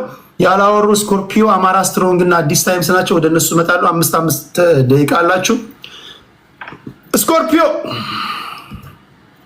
አመሰግናለሁ ቴዳ። አንደኛ ወዳጄ ቅድም የኦኔጎቹ አላማ ኢትዮጵያ ማፍረስ ነው። እኔ እስከማውቀው ድረስ እድሜ ልኬን የኦኔግ አላማ ኢትዮጵያ ማፍረስ ነው የሚል በማስረጃም በመረጃም የለም። ቴዳ ታውቃለህ፣ አንተ የሚዲያ ሰው ነህ። የኦኔግ ፖለቲካ ማኒፌስቶ ፓብሊክ ሪከርድ ነው። ኮምፒውተር ፊት ለፊት ነው ቁጭ ያልከው። ዩ ካን ፑል ኢት አፕ። የለም እንዲህ አይነት ነገር ሲጀምር እና ውሸት ሲደጋገም እውነት ይመስላል የሚባለው ለዛ ነው። የለም ኢትዮጵያ ማፍረስ ነው የሚባለው። የኢትዮጵያ በጣም ቬተራንስ የሆኑት እነ ዳውድ ነፍሳቸውን ይማርና ነገላሳ ድልቦ እነ ጃሌንጮ ምናምን ነገር ያወራሉ ሁሌ። የለም ኢትዮጵያ ማፍረስ የሚባል አይደለም። ኢትዮጵያ ማፍረስ ትጥቅ ማንሳት ራሱ ግዴታ ስለሆነባቸው ነው መጀመሪያ ራሱ ባክ ኢን ዘ ዴይስ። ኦኬ ሶ እሱ በዛ እንጨርሱ። የኢትዮጵያ የማፍረስ አላማም የለንም። አንዱ እሱ ነው። ሁለተኛ ሪሰንትሊ እነ ጃልመሮን ከያዙት ፖለቲካ ማኒፌስቶ ውስጥ ስለ ሰላምና ስለ ቀይ ባህር ሲያወሩ ኢትዮጵያን ስለ ማፍረስ ከሆነ ስለ ቀይ ባህር አታወራም ነበር። ኦኬ ሌላኛው እሱ ነው። ሶስተኛ እነ ኮሎኔል ገመቹ መቶ ሪሰንትሊ ያው ተደታቃል ኤርትራ እጇን የኢትዮጵያ ፖለቲካ ውስጥ እጇን ማንሳት አለበት አያገባቸውም። ኮሎኔል ገመቹ አያና ገመቹ ማለት የኦኔግ እንትን ሰውዬ ናቸው አይደለ? እነደን ኢሳያስ አፈወርቂ ደግሞ ኦሮሞማና ኦሮሞ ኢትዮጵያን ያበላሽን ኦሮሚያ መጥፎ ነው ምናምን ነው ብሎ ነው የሚያወሩት። እኛ ከኤርትራ ጋር ችግር አለብን እንደ ኦኔግ። ኦኬ አንደኛ ችግር አለብን። ሁለተኛ ለኛ ሪል ሞዴል ሊሆን አይችሉም። እሳቸው የራሳቸውን ህዝብ ያስራቡ፣ ዳ ያደረጉ፣ ያሰደዱ እድሜ ልካቸውን 30+ years ያለ አንድ ኦፖዚሽን ፖለቲካ ፓርቲ ቁጭ ብሎ ሀገራቸው ላይ ያሰቃዩ ሰው ናቸው። ለኛ ሪል ሞዴል ሊሆን አይችሉም።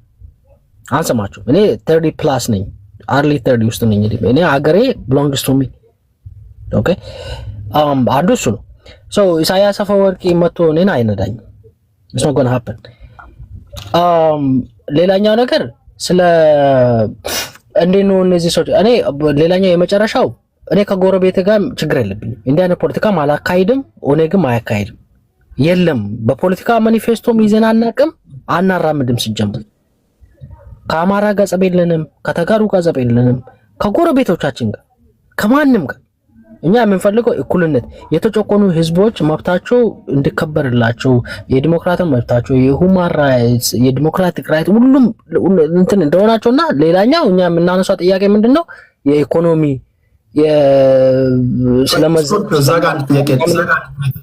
አንተ በፈለከው መንገድ ትመልሳለህ። ኦነግ 1974 የተመሰረተ ኦነግ አሁን ያልተመለሱ ጥያቄዎቻችን ናቸው ብሎ ይዞ የሚታገልባቸው አጀንዳዎቹ ምንድን ናቸው? ሁልጊዜ ማነሳው ጥያቄ ነው። አንደኛ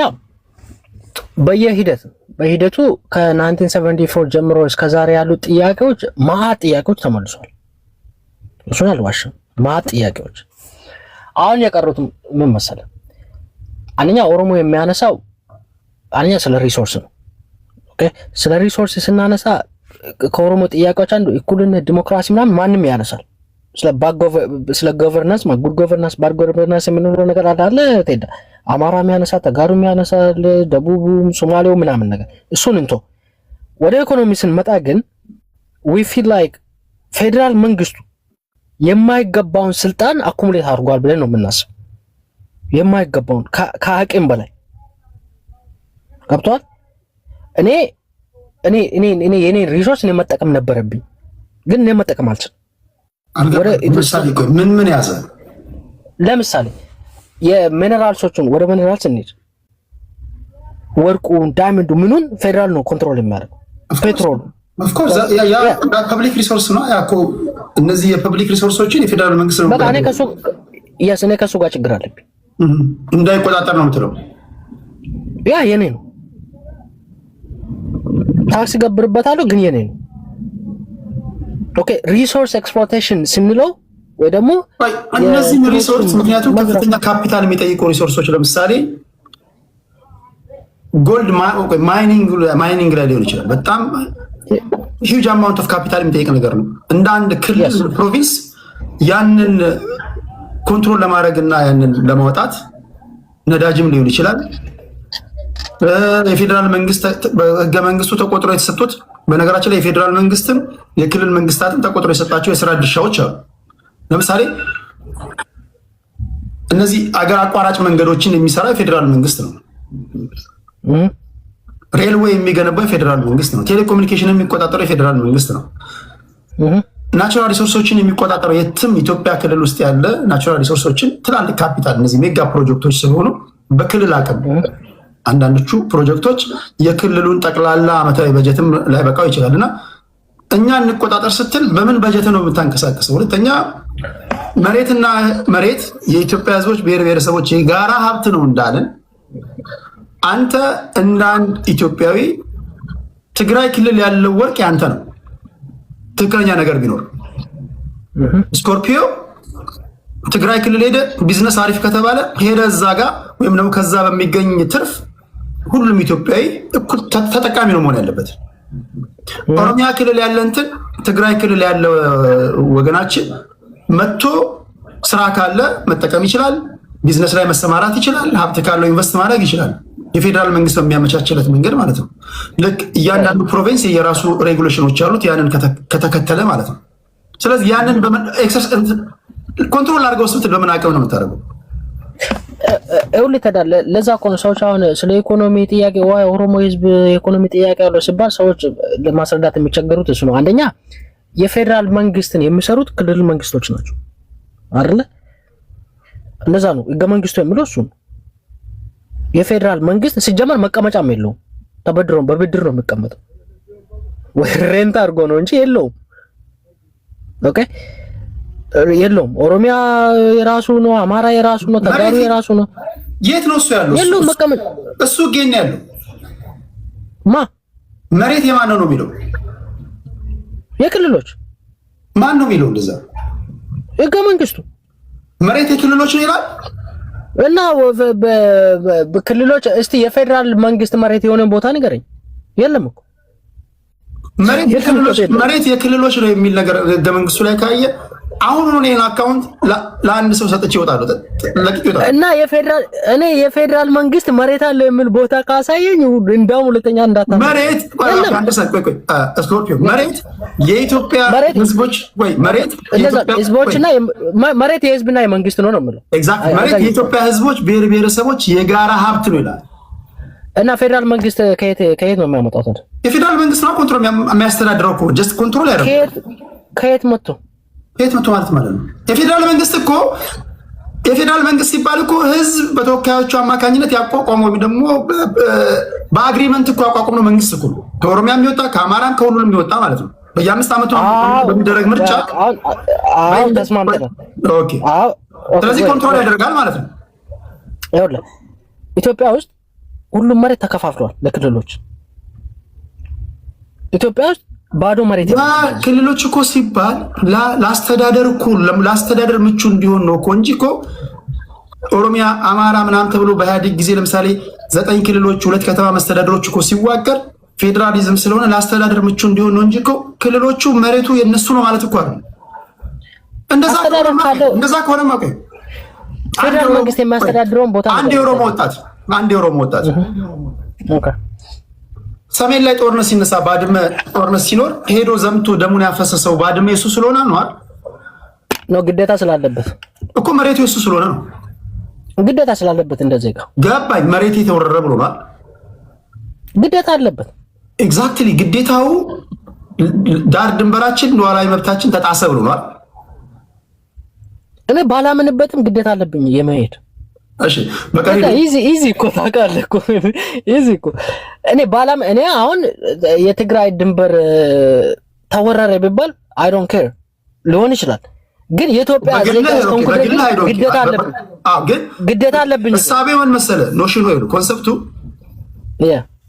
ሙያ ሌላ ያለው መሬት መቀሌ ላይ ያለው ወገናችን የሱ ንብረት ነው። እንደ አንድ ኦሮሞ ባድመ ወይም ደግሞ እላይ ጥግ ላይ ያለው መሬት ያንተ ነው። ኢትዮጵያ ምድር አገሪቱ ኦሮሞም፣ አማራም፣ ትግራዋይም ሁሉም ብሔር ብሔረሰቦች እናቶቻችን አባቶቻችን ደማቸውን አፍሰዋል፣ አጥንታቸውን ከስክሰዋል። ገባ? እንደዛ ቢሆንማ ምን አገባ ያንተ መሬት ተዋጋ ምናምን ነበር። የራስን ትምስተለ ይሄንን እንትን ለማድረግ ወዴት መሄድ እንዳለብን ታውቃለህ? we have to go to like እያንዳንዱ ክልሎች የራሳቸው የሆነ ኮንስቲቱሽን አላቸው። ታውቃለህ አይደለ? መቼም ታውቃለህ የሚተዳደሩበት አላቸው። ግን ከፌደራል መንግስት ነው የሚቀዳ ነው የሚለው ህጉ። ኤግዛክትሊ ኮንትራዲክት ካደረጉ ወይድ ነው የሚሆነው። yes እና እኔ አሁን የኔ ተቃውሞ ወይ ደግሞ የኦነግ ተቃውሞ እሱ ጋር ነው። እኔ ሪሶርስ እንደ ኦነግ ነው የምታወራው። እንደ ኦነግ ተቃውሞ አለ ነው የምትለው። yes እንደኔ ተቃውሞ እኔ ምንድነው የምለው እኔ I have to control my resource ኦኬ። ለምገባው ለፌደራል መንግስት ደግሞ የምገባኝን በህግ የተፈረደብኝ ወይ ደግሞ ሬስፖንሲቢሊቲ ያለብኝ ነገር ግብር መክፈል አለብኝ። ኦኬ then leave me alone autonomy ማለት ነው። that's the point። የኔን ሪሶርስ እየዘረፍከኝ ነው ማለት ይሄንን ሶ ከኔ ወርቄን እየወሰድክ እነበረደን እየወሰድክ ዳይመንድን እየወሰድክ you name it ቴዳ ከዛ ለኔ መልሳ አልሰጠኝም። ገብቷል? እሱንም እየወሰድክ ምንም ሳትመልሰኝ ከዛ ግብር እየገበርኩ ፌር አይደለም። እዚህ ጋር ክልሎች ራሳቸውን የቻሉ ናቸው። ቴዳ ደግሞ ታውቃለህ እኮ ይሄን ክልሎች ራሳቸውን የቻሉ ናቸው ነው የምለው። ራሴን ከቻልኩኝ ሪሶርስን ለምንድን ነው የምትወስዱ? ስለዚህ በጀት የሚመድብልህ ታዲያ ማለት ነው። that's what we want to talk። ያ በጀት ለምሳሌ በዚህ ዓመት የተበጀተው በጀት ኦሮሚያ ክልል ራሳቸው ክልሉ እንደ ክልል የሰበሰበው የራሱ ታክስ አለ። on top of that የፌደራል መንግስት በሃውስ ኦፍ ፌዴሬሽን በኩል አስጠንቶ ለኦሮሚያ ክልል ዓመታዊ በጀት ይሄ ነው ብሎ የሰጠው አለ። ያ ታዲያ ከየት የመጣ ይመስላል? ከህዝቡ የተሰበሰበው። ታዲያ ፌደራል መንግስቱ ታዲያ መቼ የቱ ጋር ነው የዘረፈ? ታዲያ ከህዝቡ ሰብስቦ አንተ ላይ ከበጀተልህ ዘረፈኝ ታዲያ እንዴት ትላለህ? እና እኔ እኮ መልሼ እኮ ገበርኩት እኮ። እንዴት ነው ታክስ ሪተርን የምንሰራው እዚህ ሀገር? ታክስ ሪተርን እኮ ግብር ተከፍልና ይመልሱልሃል እኮ ከዛ በኋላ that's the resources look የኦሮሞ ፖለቲካ like I don't know እንዴት እንደሆነ ሰዎች ስለማይረዱ ነው እንጂ እኔ በኢኮኖሚ ተጎድቻለሁ ሲል እኔ ስለ ስንዴና ስለ በቆሎ አይደለም የማወራው ወይ ስለ ገብስ አይደለም የማወራው። ይሄን ነው የማወራው ባይዘ እኔ ሪሶርሱን I have to control it። የኦሮሚያ ሪሶርስ፣ የአማራ ሪሶርስ፣ የተጋሩ የምንም የደቡቡንም ክልሎች አውቶኖመስ ራሳቸውን የቻሉ ናቸው ነው የምለው። ገመንግስ ራሴን ከቻልኩኝ እሺ። የመጨረሻ አንድ ጥያቄ ላንሳለሁ። ኦኬ አሁን ይሄ መንግስት በዚህ 8 ዓመት ኦሮሚያ ክልል ላይ ኢንቨስት እንዳደረገው የኦሮሚያ ገበሬ ከሌሎች ገበሬ አንፃር በሚታይበት ሰዓት አድቫንስድ የሆነ ፋርሚንግ ውስጥ ገብቷል። በትራክተር ማረስ ውስጥ ገብቷል። በእኔ እምነት which is አሪፍ ነገር ነው። ኦሮሚያ ውስጥ የኦሮሚያ ገበሬ አድቫንስድ የሆነ ፋርሚንግ ውስጥ ሲገባ መቼስ ኦሮሞ አምርቶ ለራሱ ብቻ አይደለም የሚሸጠው፣ ወደ ሌላ ያመጣል። ይሄ ወደ ሌሎችም ወደ አማራም ወደ ደቡብ መስፋፋት አለበት። መንገዶች፣ እነዚህ ወጣቶችን ተጠቃሚ የሚያደርጉ ፕሮጀክቶች ካለፉት 27 ዓመታት አሁን ስታነጻጽረው ኦሮሚያ ክልል የተሻለ የኢኮኖሚ አክቲቪቲ አለ የለም? ከባለፈው ጋር ነው ወይስ አሁን ባለው አቅም ነው የምናወራው? አሁን የምታየው ኦሮሚያ ክልል ላይ የምታየው ኦኬ አሁን ላይ የምናየው ኦሮሚያ ላይ ከሆነ አንጻራዊ ነው ተደው እንዴት እንደሆነ ልንገር አንደኛ ሶናው አሁን እኔ ኢኮኖሚክስ አይደለም ከተሳሳትኩኝ ይቅርታ እታረቁ እኔ ግንበኛ ነኝ ሎክ 3 ደቂቃ ጨምር ይባላል ከዚህ በኋላ አልገባበም እሺ 3 ደቂቃ አለ ኦኬ እሺ ስለ ኢኮኖሚ ካወራን ተዳ እኔ ኢትዮጵያ ውስጥ የኢትዮጵያ ኢኮኖሚ ካዩ ኢንታይርሊ ማለት ነው ለምሳሌ ከኢትዮጵያ ገንዘብ ማውጣት አትችልም ሲጀምር ታውቃለህ ከባድ ማውጣት ወደ ውጭ አታወጣው ታስገባለህ እንጂ አታወጣው ኢኮኖሚስቶች ማፈከራከር ይችላሉ ወይ ታስገባለህ ማውጣት አትችልም ሁለተኛ እኔ እንደ ስለ ኢኮኖሚ ስለምናምንም ካልከኝ እኔ ስለ ገብስ ስለ ትራክተር ስለ ምናምን አይደለም እኔ መሳተፍ የምፈልገው ራሱ ሲጀምር እኔ ሰርቪስ ላይ ነው መግባት የምፈልገው ቢኮዝ የኔ ጥያቄ ካሁን በፊት ከቲፒኤልኤፍ ጋር ወይ ከኢህአዴግ ጋር የነበረኝ ችግር ከመሬት ጋር የተያያዘ ገበሬን አለማፈናቀል ገብቷል ኢንቨስትመንት ሪል ስቴት ምናምን ጋር ነው እኔ እዛ መነካካት አልፈልግም እኔ የምፈልገው ፍራንኮ ቫሉታ ብለ እግ ስታወጣ so now you know what I'm talking about ፍራንኮ ቫሉታ ብለ በናሽናል ባንክ ውስጥ እግ ስታወጣ ለዲያስፖራ ስትል እንደዚህ ስታደርገው እኔ ማየው ኦሮሞ ፌቨር አድርጓል ወይ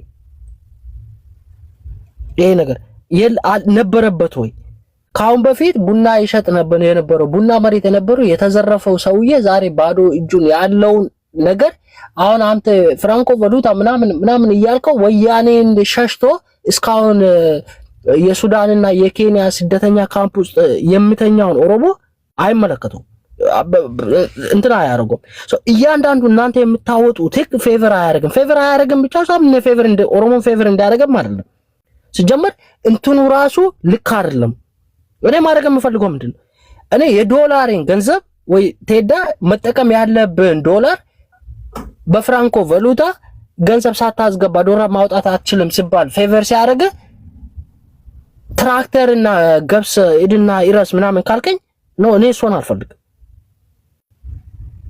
አንዴ ቃል but you know where I'm going right but it's like it's አይደለም ጥያቄ አርሶ አደሩ ሰብስበ ምናምን ነገር ኦኬ እሺ ሰላም ያለበት እነዛ ይሄ ገብስ ምናምን የሚያወጣው ሌላ ቦታ ስትሄድ ሌላ ቦታ ቦረናው አርሲውን በጦርነት ወለጋው አዲስ አበባ አካባቢ ያለው ምናምን በጦርነት የምታመሰው ቦታዎችን ጠቅላላ ስታዩ አቨሬጁን ስትሰራው አንጻራዊ አመሰግናለሁ እሺ ቴንክ ዩ ስኮርፒዮ እሺ አማራ ስትሮንግ ታንኪዩ ቴዲ አቤት ኢንተረስቲንግ ወደሆነ ኮንቨርሴሽን ገብታችሁ ተፋታትናችሁ የነበረ ዘልዬ ልገባ ግን ትቼዋለሁ ሰዓትም ስለሌለ እንዲያው ግን ባነሳችሁት ነገር ላይ አንድ ሁለት ነጥብ ለመጨመር ቴዲ ትልቁ የኢትዮጵያ ሀብት ያለው አዲስ አበባ ላይ ነው አዲስ አበባ ነው ከ60 እስከ 70% የሚሆነውን የሀገሪቱን ኢኮኖሚ ጀነሬት የሚያደርገውና አብዛኛው ደግሞ ገቢ የፌደራል መንግስት የሚሰበስበው ገቢ ታክስ ቫት ኢንካም ታክስ ኮርፖሬት ታክስ ኤክሳይዝ ታክስ የሚባሉት እና ከከስተም እና ከኢምፖርት ታክስ ከሚባሉት ነው ኢቭን የኤክስፖርት እንትኑ በነገራችን ላይ እዚህ ላይ እግረ መንገዳችሁ ብዙ እንዳትገቡበት እሱ እግረ መንገዱ ኦነግት መታገያ አጀንዳ ስለገባ እንዲያው ለእንትኑ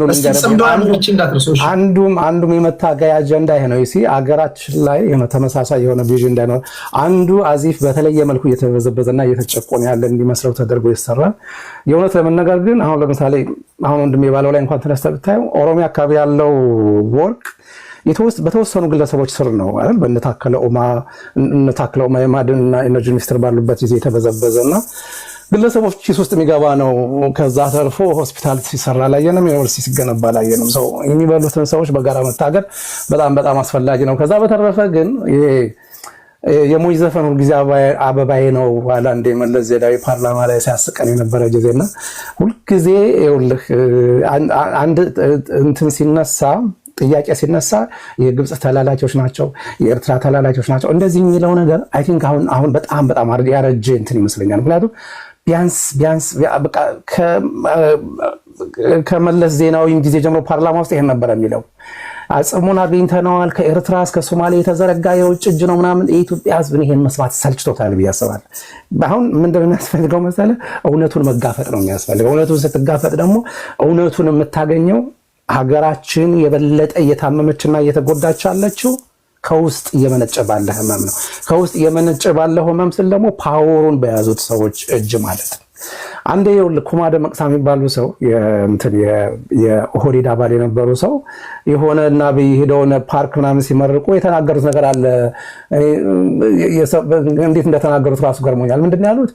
አሁን እዚህ ሀገር ውስጥ ሰዎችን ጠበንጃ የሚያስነሳውን ስርዓት እስካልቀየርን ድረስ ጠበንጃ መነሳቱ ጊዜ ይቀጥላል። ስለዚህ ጠበንጃ እያስነሳ ያለ ችግር አለ። እሱ ላይ ፎከስ አድርግ። እሱ ላይ ፎከስ ሳታደርግ ለውጭ ኃይሎች እንትን ብትል ግን ይሄ ምንድነው የሰው ጎኑ አይነት ታሪክ ነው። በጣም አንገቷን ቀብራ ቄጧን ባዶ አድርጋ ተደብቅ ያለው እንደምትለው አይነት ነው የሚሆነውና እንደዛ አይነት ነገሮች ላይ መስራት በጣም በጣም በጣም ያስፈልጋል። ከዛ ውጪ እንትኑ ይቀጥላል፣ ትግሉ ይቀጥላል። ምክንያቱም አንዱ እየበላ አንዱ አይሞትም።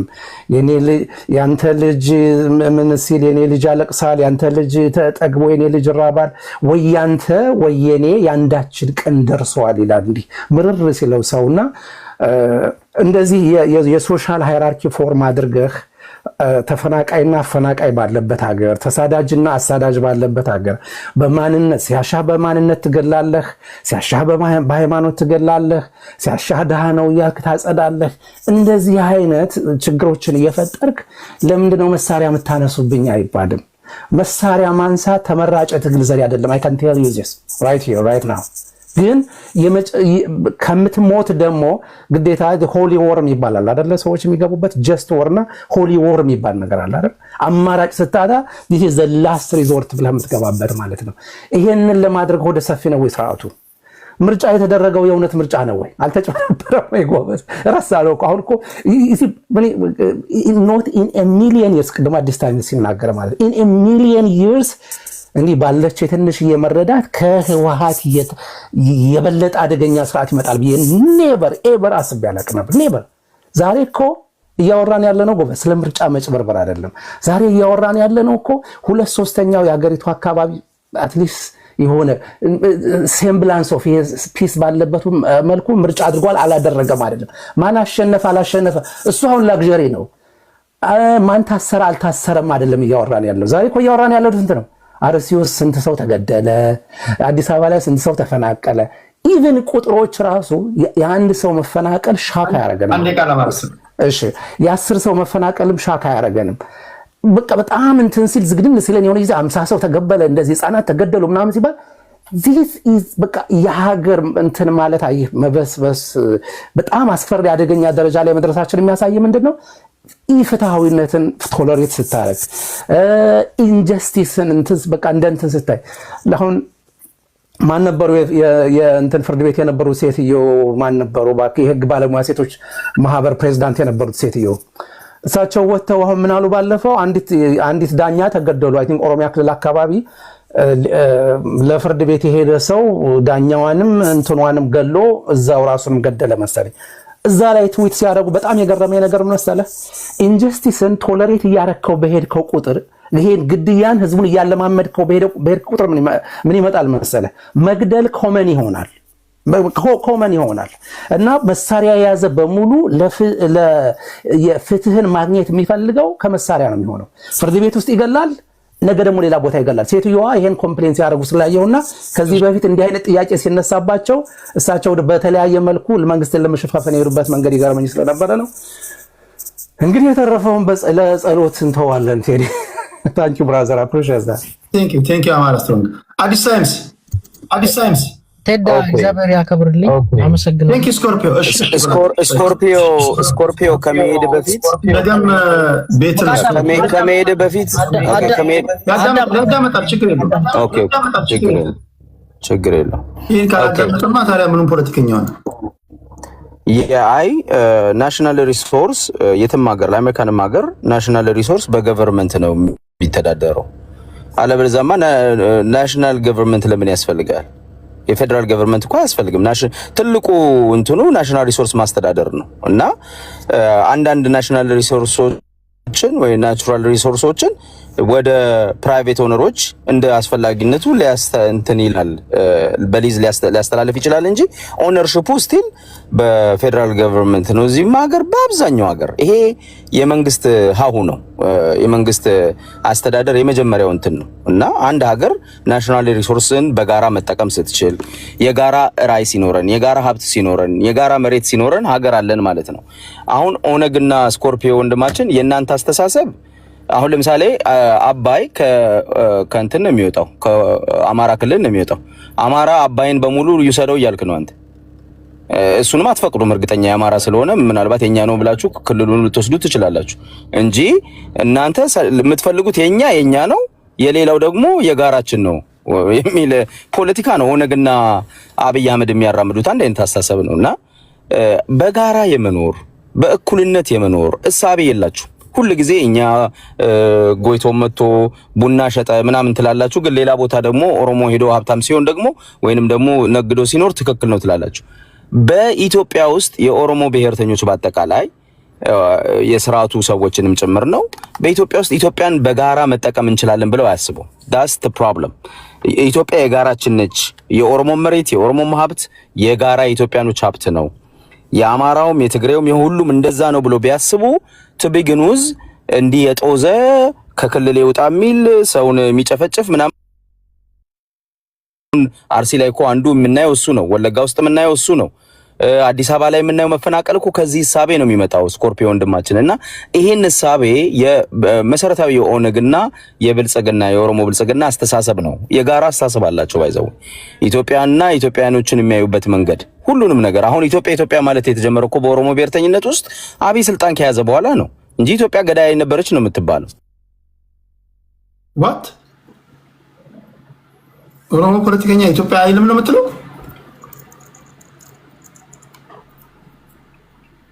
ይቅርታ፣ የኦሮሞ ብሔርተኛ ኢትዮጵያ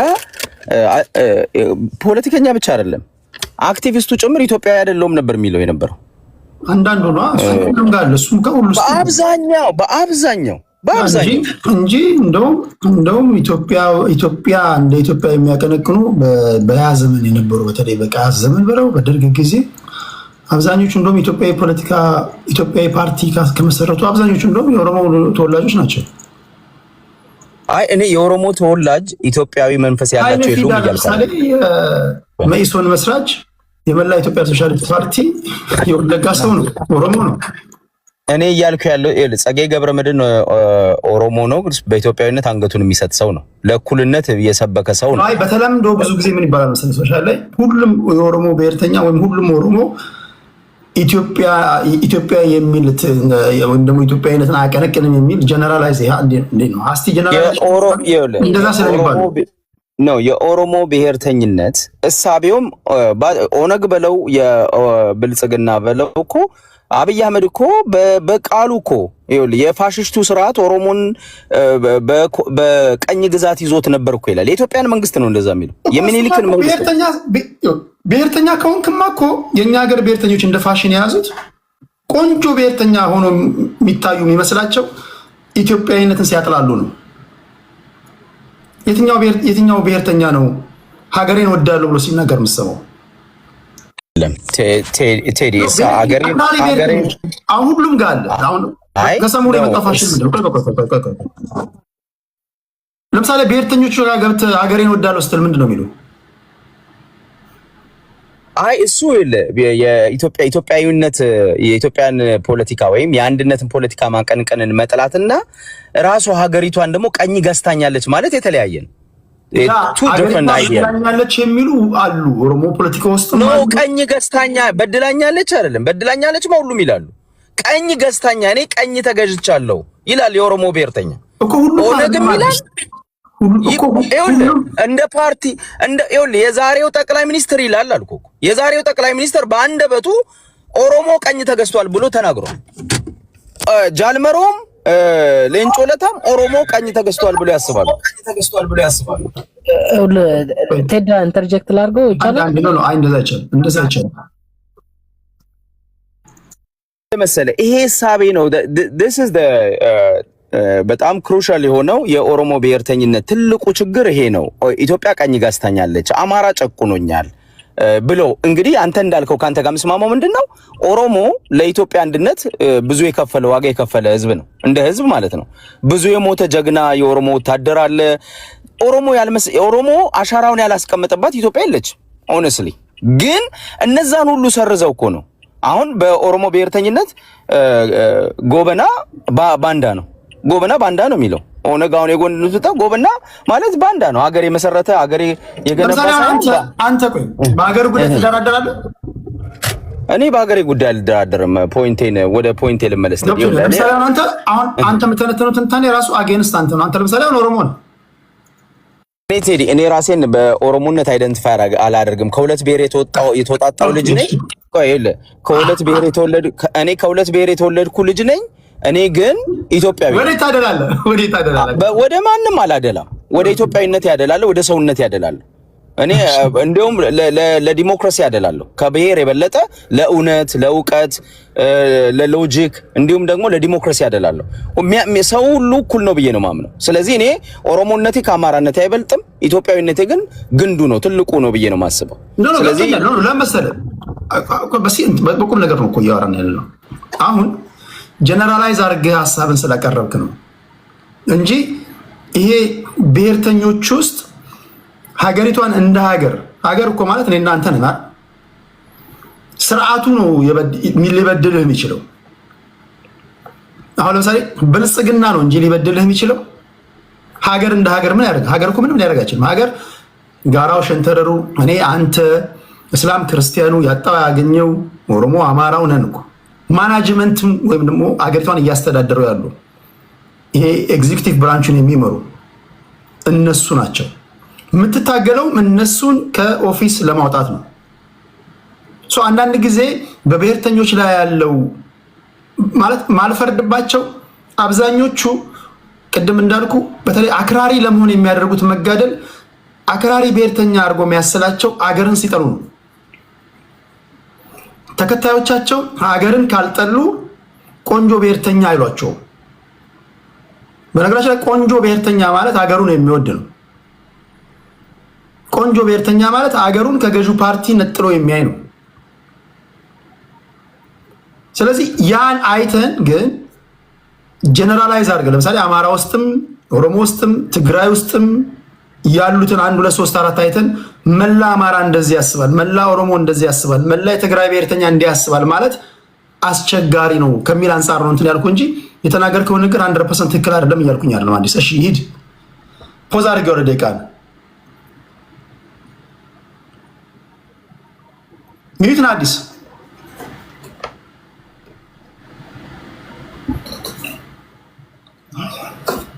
ታይምስ ሚዩት ነው እያወራ